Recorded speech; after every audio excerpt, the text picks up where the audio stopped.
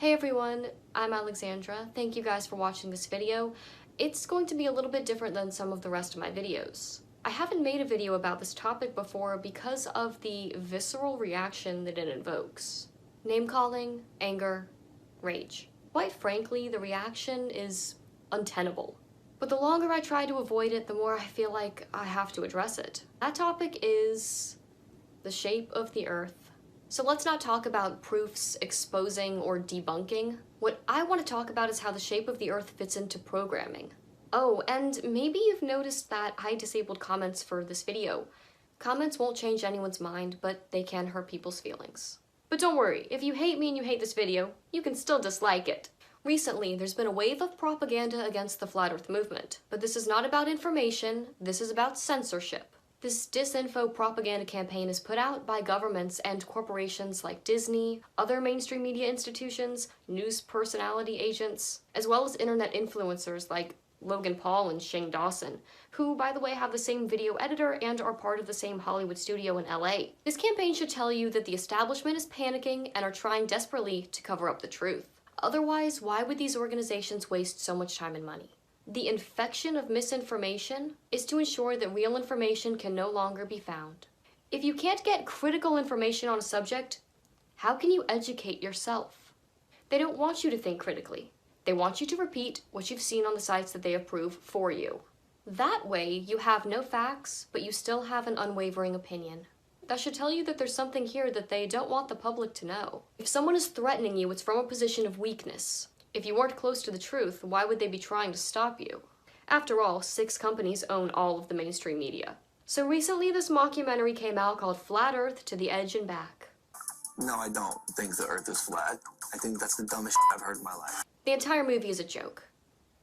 No, literally, it's meant to be a joke. It's a profanity-laced parody of people who believe that the Earth is flat, and it's presented as if it should be on Adult Swim. Oh wait, yeah, they've already done that with the whole craft punk political party thing, making fun of flat earthers. One of Logan Paul's friends claims to be a flat earther and tries to convince Logan that the Earth is flat. The whole movie makes fun of Flat Earth while promoting the Flat Earth Society in subtle ways. Now, the Flat Earth Society is owned by the cabal and spreads disinformation. It was put in place to stop or confuse people who wanted to learn more. Now, if you don't know who Logan Paul is, wildly popular on YouTube with millions of kids watching all of his videos, endorsement deals from companies like Pepsi and HBO. He's well known on YouTube for his pranks. Well, other than filming a dead body and being generally disrespectful, he's known for pranks. His brother Jake Paul was on the Disney Channel, and the two were seen quite often together. If you know the history of the Disney dynasty, this should start to make more sense. Disney, along with many other things, such as being a programming site, has a long record of producing monarch victims. Just one recent example is Dove Cameron, who became famous on Disney's Liv and Maddie, another depiction of splitting a personality on camera like Miley Cyrus and Hannah Montana. Dove tweets family-friendly things like, "You are such an idiot," to Donald Trump. She posts photos like this, "Demon confirmed." And of course, like this. Her whole beta programming has been manifesting in her obsession with goddess worship. ABC's Nightline had a segment on Logan Paul's mockumentary. However, they presented it as if it was an authoritative piece. In the age of misinformation, conspiracies, myths, and outright lies can live a long life on social media. Take, for example, those who believe the Earth is flat. Mix that with YouTube bad boy Logan Paul, who made a controversial mockumentary about the Flat Earth movement, and suddenly the truth gets lost. Okay, now let's get one thing straight. The Earth is round. You know it, I know it, Logan Paul knows it. The bandwagon fallacy. The popularity of an idea doesn't determine its truth.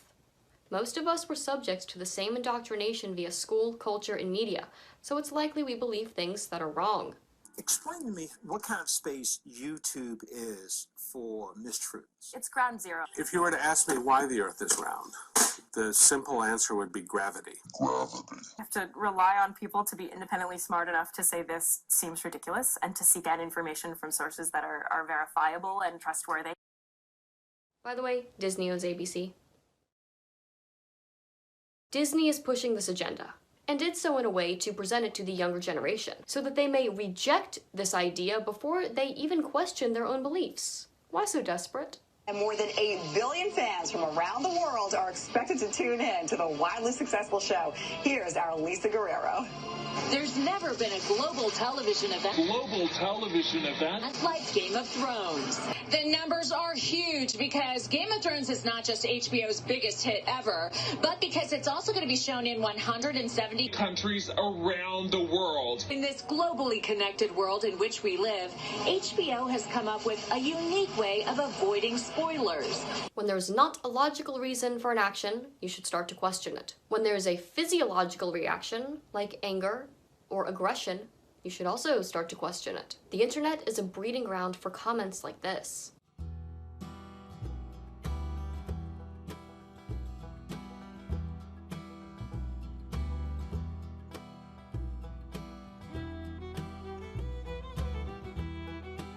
And of course, the point of this Nightline segment was to praise Logan and scare the viewers about controversial videos on YouTube.